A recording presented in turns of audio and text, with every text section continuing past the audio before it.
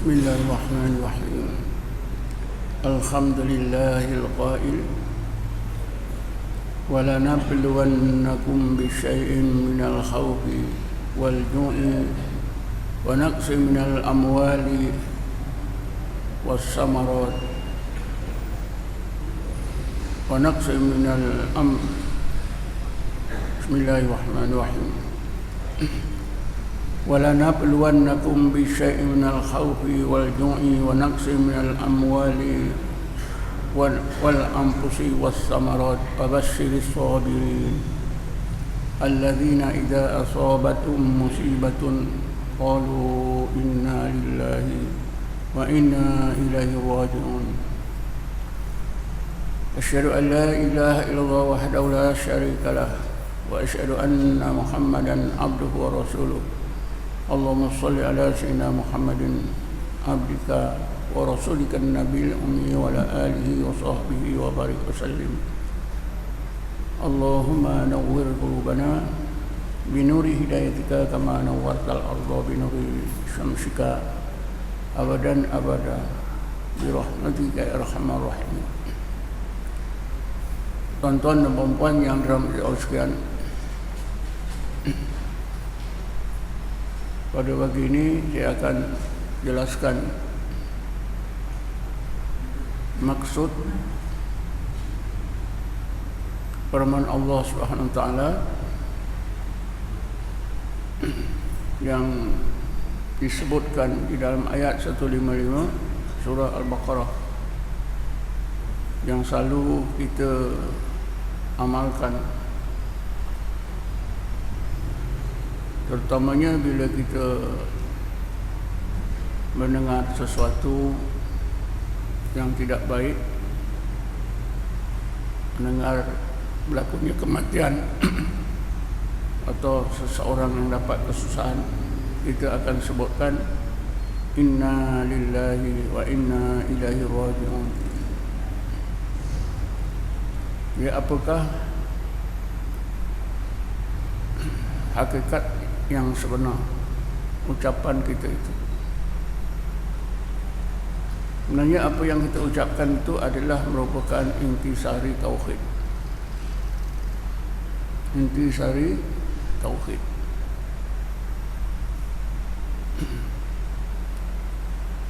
Salah satu aspek yang diajarkan dalam ilmu tasawuf ialah tauhid. Pengajaran tauhid dalam ilmu tasawuf mengajak kita supaya kita kenal hakikat Allah Subhanahu wa taala, supaya kita dapat mengetahui perkara-perkara yang maknawi. Contohnya, bila kita belajar ilmu tauhid, sifat 20, nanti kita akan, atau tentunya kita telah melalui pembahagian sifat, apa yang disebut sifat ma'ani dan maknawiyah. Sifat ma'ani, qadrat, iradat, ilmu, khayat, sama, basar, kalam. Sifat maknawiyah, kaunuhu qadirun, kaunuhu muridan, kaunuhu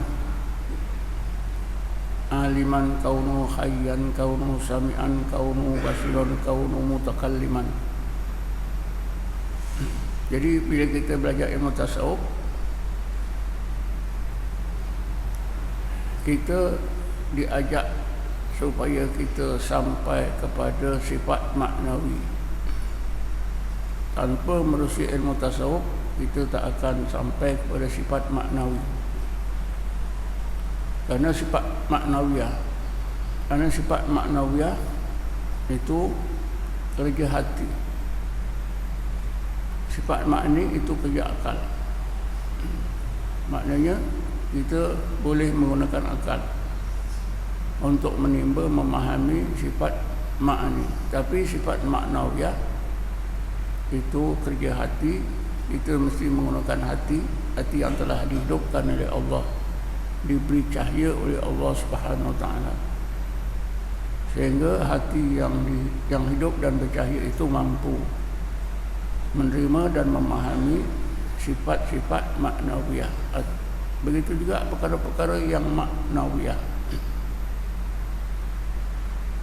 Sebab itu dari sudut tauhid, dari sudut ilmu tasawuf mengajak kita meningkatkan ilmu kita pada akal ke dalam hati. Apabila ilmu dipindahkan oleh Allah daripada akal ke dalam hati, maka ilmu itu bertukarlah dengan istilah makrifah. Ketika dalam akal ilmu, bila sampai ke dalam hati makrifah. Pada akal qadrat, pada hati kaunuhu qadiran. Inna Allah ala kulli syai'in qadir. Berarti Allah sampaikan kepada hakikat qadrat. Jadi pada pagi ini tuan-tuan, saya ingin menjelaskan tauhid, dua tauhid yang menjadi intisari firman Allah Subhanahu Wa Taala, inna lillahi wa inna ilaihi raji'un. Maksudnya kita memang dah mahir ya. Inna lillahi, sesungguhnya kami ini kepunyaan Allah. Wa inna ilaihi raji'un, dan sesungguhnya kami ini sentiasa kembali kepada Allah. Ini sama juga tuan-tuan, maksudnya ayat 5 surah Fatihah, ayat 5 ke 6. Bismillahirrahmanirrahim. Iyyaka na'budu wa iyyaka nasta'in. Engkau saja yang kami sembah, wa iyyaka nasta'in, engkau saja tempat kami minta pertolongan. Sama, maksudnya sama. Bila kita ucapkan inna lillah, itu kita mengakui kehambaan diri kita terhadap Allah. Dan bila kita mengakui kehambaan diri kita kepada Allah, maka ketika itu kita mesti memandang sifat-sifat keagungan Allah sebagai ilah, sifat-sifat keagungan, kebesaran, kehebatan Allah sebagai ilah. Karena itu ilahun berarti Tuhan yang maha agung, yang maha besar, yang maha hebat, yang maha kuasa, yang wajib disembah. Jadi kita memandang keagungan Allah. Ini dinamakan tauhid uluhiyah. Tauhid uluhiyah. Inna lillah, itu tauhid uluhiyah. Sama juga iyyaka na'budu, engkau saja yang kami sembah. Sebab itu dalam syahadah kita, la ilaha illallah, tiada ilah kecuali Allah. Tetapi tuan-tuan, bila kita sebut la ilaha illallah, mestilah kita ingat satu lagi tauhid, la rabba illallah. Dua sifat Allah yang sangat penting, iaitu ilahun dan rabbun, tak boleh dipisah, tak boleh dipisahkan. Bila kita sebut ilah, mesti ingat rabbun. Bila kita sebut rabbun, mesti ingat ilah. Jadi ilah artinya Tuhan.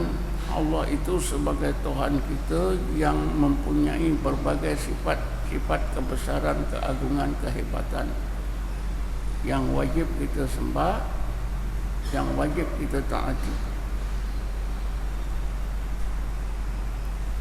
Rabbun berarti Allah sebagai Tuhan yang mengurus segala apa juga yang berlaku, yang menjadikan segala apa juga yang wujud, yang bersifat dengan berbagai sifat kesempurnaan yang menjadi pergantungan hati kita.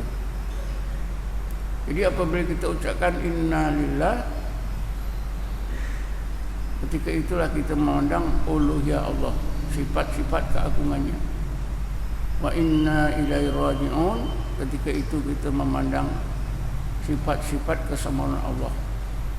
Raji'un di situ, kalimah raji'un itu kalau dalam ilmu saraf isim fa'il. Raja'a yarji'u raji'un.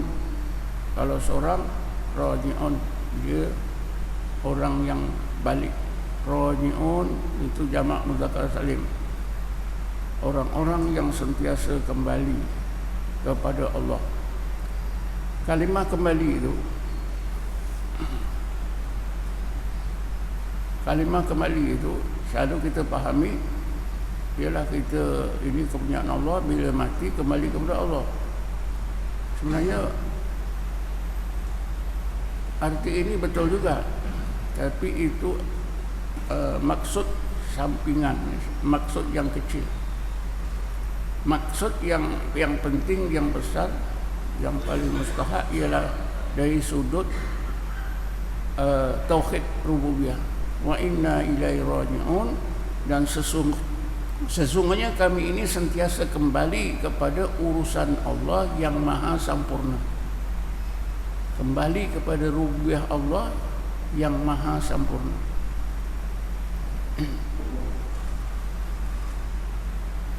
Jadi bila kita sebut, bila kita faham sesungguhnya kami ini sentiasa kembali kepada urusan Allah yang maha sempurna, itulah tauhid rububiyah. Bila kita kembali kepada urusan Allah yang maha sempurna, sebelum ada, sesudah ada, dan seterusnya, bila-bila, dulu, sekarang, dan akan datang, kita ini sentiasa kembali kepada urusan Allah. Sebab itu jangan kita artikan kita ni punya Allah, bila mati barulah balik kepada Allah. Itu betul juga, tapi itu makna yang kurang penting. Yang paling penting dari sudut tauhid ialah kami ini kepunyaan Allah, ya. Karena kami ini sebagai hamba-Nya yang maha lemah, yang maha fakir, Allah yang maha agung, yang maha hebat, yang maha besar, yang berhak disembah.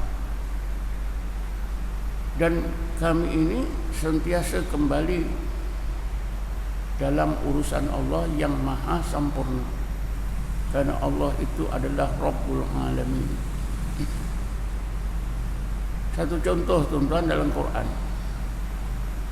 Satu contoh dalam Quran ialah kata-kata Nabi Isa alaihissalam. Nabi Isa alaihissalam mengadu kepada Allah tentang umatnya yang jahat. Bismillahirrahmanirrahim. Wa in tu'adzibhum, in tu'adzibhum, dia tak ada wa, tak salah saya. In tu'adzibhum fa innahum ibaduka wa in taghfir lahum fa innaka antal azizul hakim. Nabi Isa alaihissalam mengadu pada Allah tentang umatnya yang jahat. Kata Nabi Isa, in tu'adzibhum fa innahum ibaduka. Ya Allah, kalau umatku yang jahat ni Engkau siksa, masukkan ke dalam neraka, itu adalah wajar, boleh saja, tak ada apa salahnya. Karena mereka adalah hamba-hambamu yang lemah. Hamba-hambamu 100%. Engkau boleh buat apa saja, tak ada salah. Engkau tetap adil. Ini tauhid apa dia? Tauhid uluhiyah.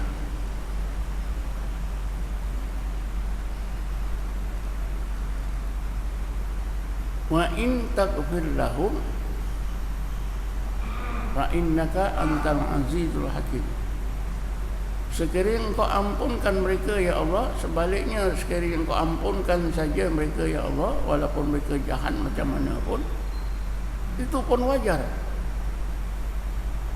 Kerana fa innaka antal azizul hakim, karena engkau adalah Tuhan yang maha mulia lagi bijaksana, maha pemurah, maha pengampun. Ini tauhid rububiyah. Ini maknanya tuan-tuan, Nabi Isa AS bila memandang uluhiyah Allah,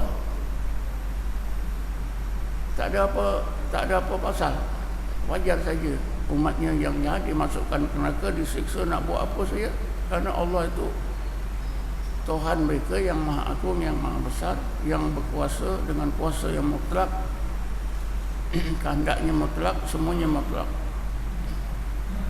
Tapi sebaliknya kalau Allah ampunkan pun wajar, kerana Allah itu maha mulia, aziz, dan maha bijaksana, maha pengampun, maha penyayang, rahmatnya sangat luas. Jadi Nabi Isa pun berpegang kepada tauhid uluhiyah dan tauhid rububiyah. Sebab itu saya selalu terangkan di sini, tauhid rububiyah, tauhid uluhiyah yang selalu disebut yang menjadi pegangan pahaman Wahbi, bukan semua salah ya. Ada juga yang betul, walaupun ada yang salah ya. Kerana konsep tauhid 3 serangkai, tauhid rububiyah, uluhiyah, tauhidus sifat wal asma, itu juga didasarkan pada Quran. Cuma huraiannya nanti ya, yang tidak betul ya. Bila nanti keterangan lanjutnya mengenai tauhid ini jadi tak betul, menyalahi akidah Ahlussunnah wal Jamaah. Misalnya tauhid rububiyah, dalam masalah tauhid rububiyah mereka mengatakan orang-orang Islam yang berdoa dengan cara bertawasul jadi kafir, batal tauhid rububiyah. Orang-orang Islam yang ziarah kubur juga batal tauhid rububiyah, menjadi kafir, lebih teruk daripada orang kafir. Sebab orang kafir tak boleh dibunuh. Orang Islam yang kafir kerana ziarah kubur, kerana berdosa kerana melakukan doa tawasul, jadi kafir, boleh dibunuh. Ini di antara unsur-unsur yang salah. Tapi asas tauhid rububiyah, uluhiyah, tauhidul asma wa sifat itu betul ya. Jadi kita berbalik semula. Nabi Isa alaihissalam pun dia sebagai Nabi dan Rasul ya, mengajar kita, mengajar umatnya supaya memandang tauhid uluhiyah, tauhid rububiyah. Dalam ayat 155 surah Al-Baqarah tadi juga ada pengajaran ya. Pengajaran yang berkaitan dengan tauhid uluhiyah, rububiyah juga. Walana berluakum bisyai'in, nescaya kami Allah akan uji kamu bisyai'in. Maksud bisyai'in di situ bisyai'in qalilin, dengan sesuatu yang sedikit saja. Maknanya tuan-tuan, Allah bagi tahu kita ujian yang Allah lakukan terhadap kita ini kecil, kerdil, sedikit saja, bila dibandingkan dengan nikmat yang Allah kurniakan kepada kita. Ini satu pengajaran yang sangat baik. Kerana rahmat dan nikmat tidak terbilang. Bagaimana yang kita dah maklum, Bismillahirrahmanirrahim. Wa in ta'udu ni'matallahi la tuhsuha. Tapi tentang balak, bisyai'in qalilin, dengan satu yang sedikit. Tapi anehnya kita orang-orang beriman, bila dapat balak, kita rasa balak itu sangat besar, sangat hebat. Nikmat tu sikit sangat. Itu biasa Jadi dari segi tauhid, tuan-tuan, kita diajar oleh Allah. Kita mesti akan diuji oleh Allah dengan sesuatu yang sikit, yang ringan. Itu menunjukkan apa? Untuk menunjukkan, mengajar kepada kita supaya kita dapat memandang uluhiyah. Sebab itu ujian yang dilakukan oleh Allah terhadap manusia yang beriman ini ada 3 peringkat. Ada segolongan manusia bila diuji makin jauh. Inilah orang-orang yang memikirkan ujian itu sangat hebat, sangat besar, rahmat sangat sikit. Yang kedua, bila diuji sedar, lalu hampir kepada Allah. Golongan yang terbaik diuji saja terus derajatnya naik di sisi Allah, semakin terus hampir kepada Allah Subhanahu wa ta'ala. Begitu juga, tuan-tuan, ulama tasawuf mengajar kita, bila kita menghadap masalah sosial, ada manusia yang buat jahat pada kita, hendaklah kita anggap kejahatan orang itu pada kita sikit saja, kecil saja berbanding kebaikannya. Tapi biasalah kita, bila kita berdepan dengan musuh kita itu apa tu, kejahatannya melaut, kebaikannya sangat sikit. Itu juga salah. Bagaimanapun, tidaklah dipandang kejahatan seorang itu sikit, kebaikannya banyak. Tapi bukan senang, tuan-tuan, kita nak pegang pandangan macam ni, bukan senang. Mereka yang betul tauhidnya barulah dapat menghayatinya. Jadi inna lillahi, iaitu tauhid uluhiyah, wa inna ilaihi raji'un, itu tauhid rububiyah.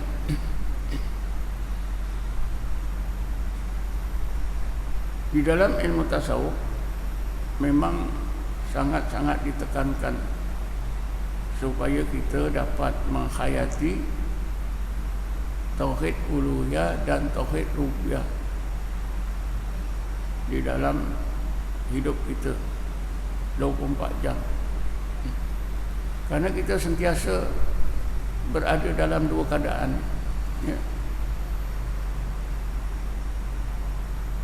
Sebab itu bila kita susah, bila kita menerima bala, ingat uluhiyah Allah, dengan sendiri mesti ingat rububiyah. Sebaliknya, bila kita senang juga ingat rububiyah Allah dan ingat uluhiyah Allah Subhanahu wa ta'ala. Dari satu sudut, tauhid uluhiyah menimbulkan rasa takut dalam hati terhadap Allah, yang diistilahkan sifat khauf, sifat khasyah. Tauhid rububiyah menimbulkan hati kita tenang, hati kita gembira, hati kita bahagia. Antara 2 tauhid ini, tuan-tuan, tak boleh nak dipisahkan sama sekali, mesti seimbang.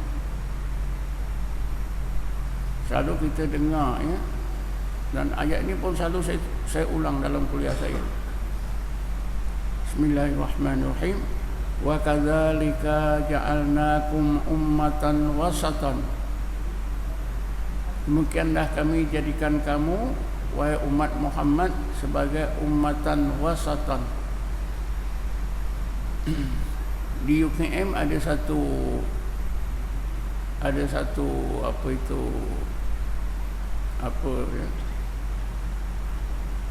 satu jabatan kajian,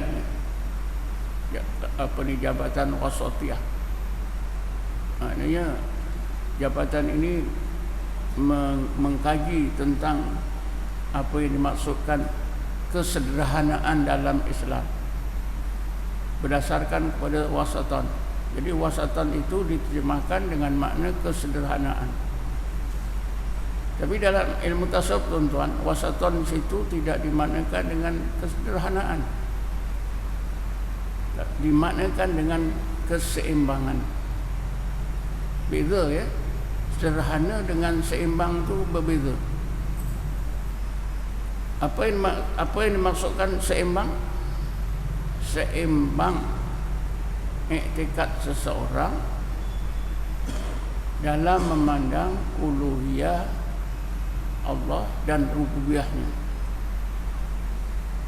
Seimbang dalam memandang uluhiyah Allah dan rububiyahnya. Ini tercantum dalam tadi firman Allah, inna lillahi wa inna ilaihi raji'un, iyyaka na'budu wa iyyaka nasta'in. Seimbang. Jadi kalau kita pikir pandangan ulama tasawuf lebih betul. Saya pernah mengajar sekolah menengah tahun 72. Saya dilantik sebagai apa? Timbalan guru besar. Guru besar ajak saya berunding, bermesyuarat tentang kerenah guru-guru. Guru besar ni gunakan teori kesederhanaan. Dia kata, Ustaz, dalam Islam ni ada konsep sederhana. Jadi kalau guru-guru yang ngajar sekolah kita ini sudah buat kerja separuh, sudah cukup baik. Maknanya kalau ada 100 tugas, dia buat 50, 60, sudah cukup baik. Saya kata, tak begitulah cikgu. Dalam Islam ni ada makna wasatan itu, hendaklah kita maknakan dengan ayat yang lain.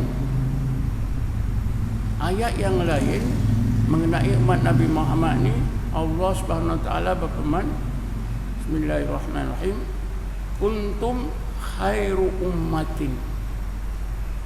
Kamu adalah sebaik-baik umat, ukhrijat linnas. Jadi wasatan itu hendaklah kita terjemahkan dengan sebaik-baik umat. Jadi kalau cikgu ada tugas 100, guru-gurunya ada tugas 100, dia buat 560, itu sudah sederhana, sudah cukup baik. Itu tak betul. Mestilah buat yang terbaik. Biarlah buat kalau boleh 99. Barulah cikgu yang terbaik. Memang ada ya, tafsiran ayat, tuan-tuan. Antara orang-orang sufi memang ada perbezaannya, tapi bukanlah jauh sangat. Ada kalanya perbezaan itu begitu jauh ya. Misalnya wasatan, kalau dalam ilmu tasawuf dimaknakan seimbang. Rasa takut kepada Allah dengan rasa mengharap rahmatnya mesti seimbang, tidak boleh berat sebelah. Karena kalau berat sebelah, takut sangat kepada Allah, mungkin dia terperanjat mati ya, karena takut sangat kepada Allah, tidak memandang rahmatnya sama sekali, takut mati. Dan dalam sejarah orang-orang sufi ada cerita yang terkenal ialah apa yang berlaku di zaman Syekh Abu Qasim Al-Junaidi Al-Baghdadi. Syekh Abu Qasim ni ulama yang paling alim di zamannya, meninggal dunia 297 Hijrah. Salah seorang muridnya mati, mengejut. Pasal apa? Bila disebut Allah, si murid ini rasa keagungan Allah tu yang begitu hebat, tanpa dia ingat apa ni sifat rububiyahnya. Kerana itu si murid ni mati. Akhirnya jadi satu kes, tuan-tuan. Keluarga pemuda ini mengadu pada khalifah, minta ganti rugi, disebabkan ajaran Syekh Abu Qasim. Khalifah pun panggil Syekh Abu Qasim. Apa yang sebenarnya berlaku? Jadi Syekh Abu Qasim kata, sebenarnya apa yang berlaku ialah apabila jemaah menyebut Allah, pemuda ini memandang keagungan Allah semata-mata, lalu rasa takut yang begitu hebat sehingga terus mati. Jadi akhirnya perbicaraan di depan khalifah itu, khalifah ambil keputusan, kalau begini si keluarga tak ada hak untuk meminta apa-apa pampasan. Jadi Abu Qasim selesai. Jadi ini satu contoh ya yang selalu disebut dalam setengah kitab tasawuf. Karena tak seimbang. Kalau seimbang, ketika dia merasa keagungan Allah, rasa takut akan diimbangi dengan rasa rahmat Allah yang sempurna, Allah yang maha pengampun penyayang, ya, Ghafurur Rahim, sifat-sifat Al-Wadud Al-Halim. Jadi bila ingat sifat-sifat Allah yang maha sempurna tadi, jadi seimbang. Rasa takut itu seimbang balik, tidak terus takut hingga mati. Begitu juga kalau seseorang mukmin itu hanya memandang rububiyah Allah, akhirnya rosak juga. Siapakah di antara orang Islam, golongan orang Islam yang memandang rububiyah Allah, tidak memandang uluhiyahnya?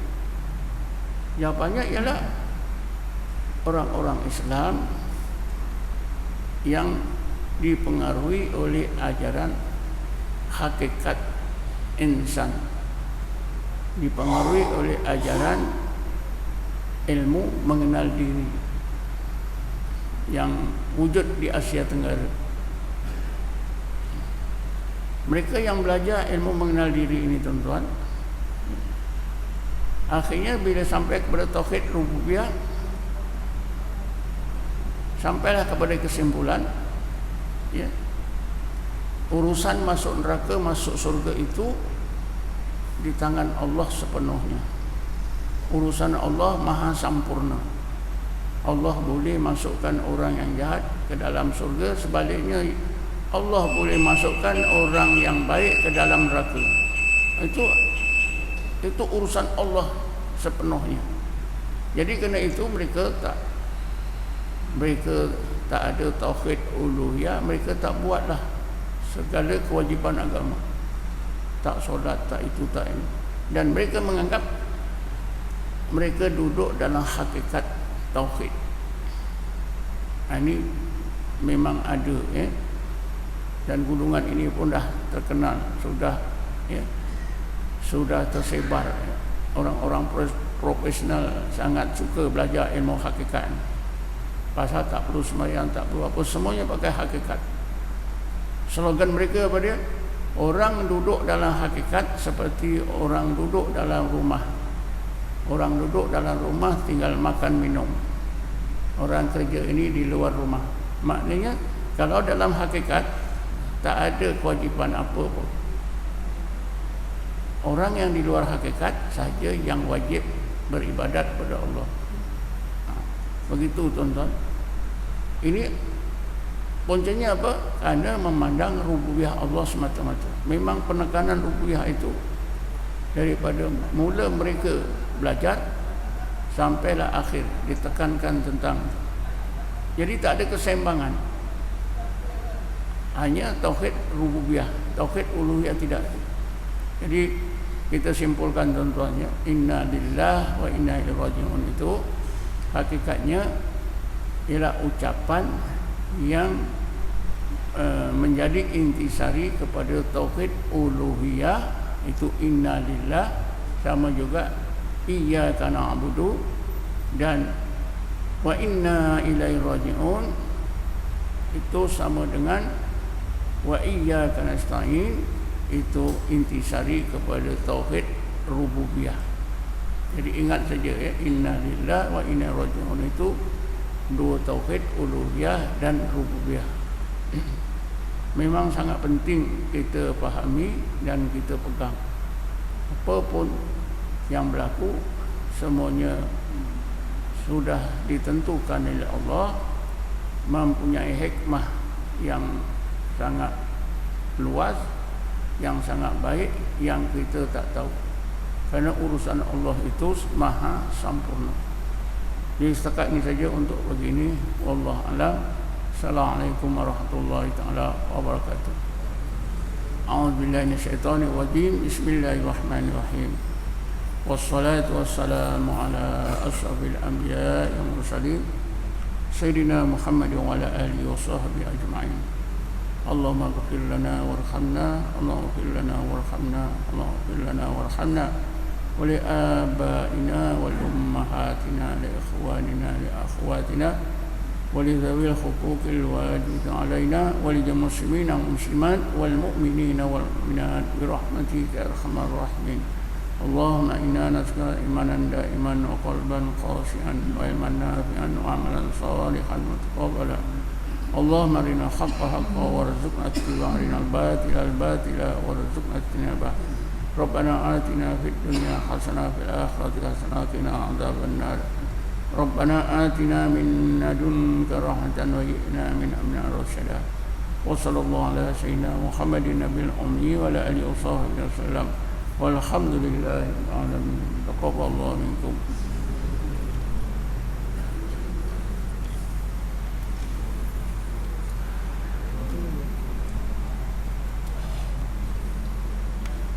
Berapa minit saya cakap?